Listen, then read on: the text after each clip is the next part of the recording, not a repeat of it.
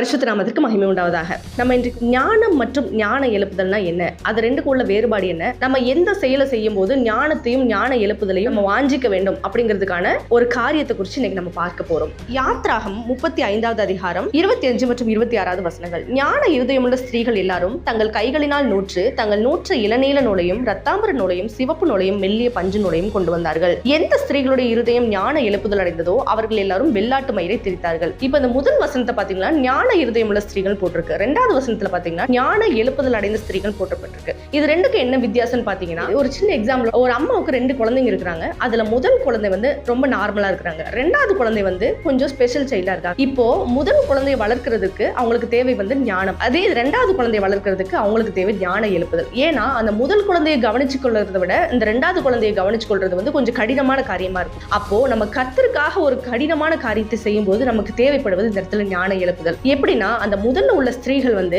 பஞ்சு நூலாலான ஒரு நூலை வந்து திரிச்சாங்க. பஞ்சு ஆல்ரெடி சாஃப்டா இருக்கனால அந்த வேலை வந்து கொஞ்சம் இதை காட்டிலும் கொஞ்சம் லேசான வேலை தான். ஆனா இந்த வெள்ளாட்டு நூலுடைய தன்மை எப்படிப்பட்டதுன்னா, கொஞ்சம் ஹார்டா இருக்கும். அதை சாஃப்ட் பண்றதுக்கே ஒரு சில ப்ரொசீஜர் இருக்கும். ரொம்ப நுட்பமான நுணுக்கமான வேலை.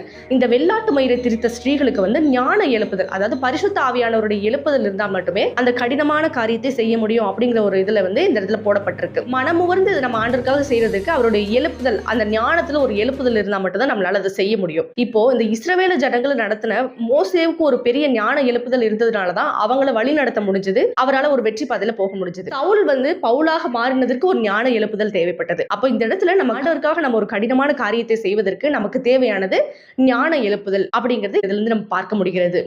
இதனால நம்மளும் இந்த ஞான எழுப்புதலை இன்றைக்கு நாள்ல ஆண்டவர் இடத்துல வாஞ்சித்து பெற்றுக்கொள்வோம்.